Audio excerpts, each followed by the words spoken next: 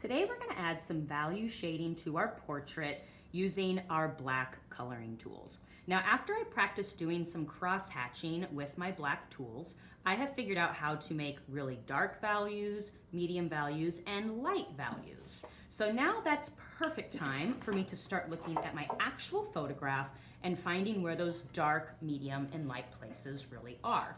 Now, the first thing I want to tell you is we are not using value to show colors on this portrait. We are using value to show shadows only. So that means even though the sweatshirt is black, I'm not going to be coloring that in black. I'm actually just going to be leaving it white. If your skin is tan, we're not going to be coloring it in to show your tan skin. We are going to be looking for shadows in your hair, shadows on your clothes, maybe in some of the creases, shadows around your eyes, under your nose. Those are the places that we're going to be adding our value shading to when we look at our portrait. So the first thing that I'm going to look for is maybe some of the places that are very, very dark. And I think the darkest spot that I see in shadow is some of these places right in the hair close to her face.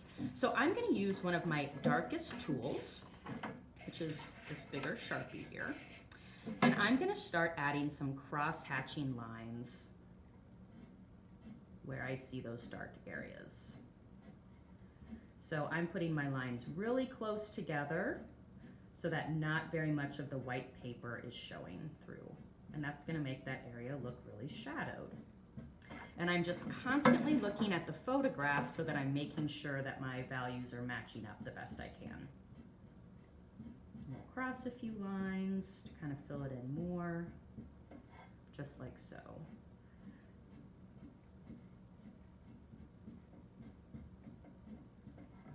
I usually like to start in places like the hair because it's a little bit easier to hide mistakes if I need a little bit more practice when I'm first starting out today. I don't recommend starting right on your face. You kind of want to get a little bit warmed up first before you go for those really important spots. So I'm just going to keep on going with my darker Sharpie until I found a lot of those really dark shadows and got them filled in.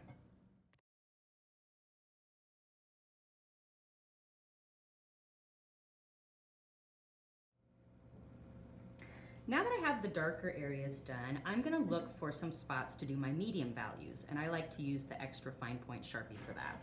Now, probably one of the best places I see medium values are in the eyes, but because the eyes are so important, I'm going to start with some place like the ear that also has medium values, but it will be a little bit easier for me to practice just in case I make a mistake. It won't be quite as noticeable as eyes. So I'm going to take my new tool and use some lines that are fairly close together to shade in that inner part of the ear a little bit. And I don't want to fill in as much of the white area here because obviously this is supposed to look more gray than black. Here we go. Now when I feel like I'm a little more ready, I can do the eyes. I have a little bit more confidence. Some people's eyes might be really dark brown to where you pretty much shade in the whole thing. But if you have blue or green eyes, then you might be using this tool as well, because I can definitely tell a difference between the pupil and the iris in that photo. So I'm just shading in the iris with the lighter tool, and then that pupil I'm actually going to probably color in solid black. If you have a white highlight in your eye, you can feel free to leave that there. I'm going to be looking on the face for a few more medium values where I might use this fine point Sharpie just a bit more.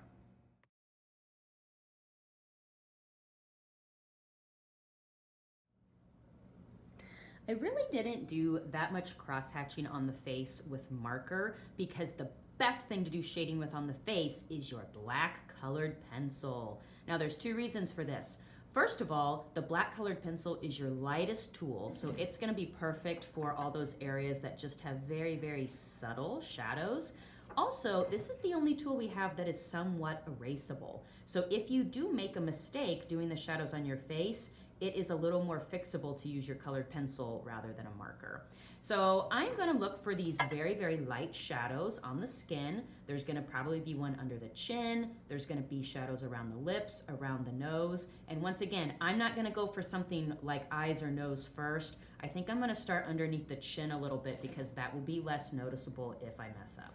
So I'm just gonna, same thing, take my pencil and use it as a cross-hatching tool, making all of my lines parallel to each other and pushing very lightly because I don't want these shadows to be super noticeable. They're just supposed to be very subtle lines, very light lines.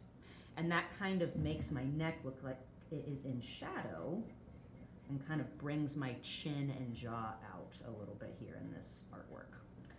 And if you want to cross your lines to add a little extra layer of value if you need, you can do that a bit too. Now once you have a little more confidence, you can start cross-hatching some other areas. Like I can see that my lips are a little bit darker than the rest of the skin. There's a little shadows around those. So now that I have my pencil, I can kind of shade those in a little more. Using lines, of course. I'm never coloring anything in solid today, really. I'm trying to stick with the cross-hatching the whole time. That way, no matter what I'm using, marker, colored pencil, whatever, it all kind of works together because I'm using the same technique. So now that I'm shading in these lips, they kind of stand out more. I didn't outline them that first day, but the shadows that you create kind of make them stand out. I'm just going to keep on looking for more shadowy areas and gently and very, very lightly creating some lines to show them with my colored pencil.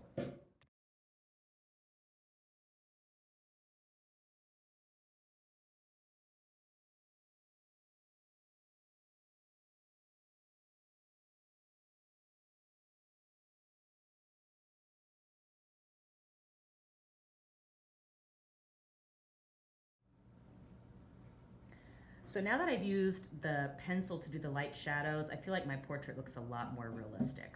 Remember, we are not using the tools to show colors. I did not color in the black sweatshirt, even though it was black. I didn't worry about what real skin tone or what hair color was. I was just using it to show wherever shadows are, not colors, okay? So the last thing that I like to do with my pencil is I sort of use it a little bit in some of the other areas like hair, on the clothes, maybe in a few places. And I'm doing this to give my artwork balance. That means that I'm kind of taking all of my different supplies and sort of spreading them out all over the whole artwork to balance it out. So when you feel like you have found all your shadows, balanced out your artwork with your cross-hatching, then your portrait is complete.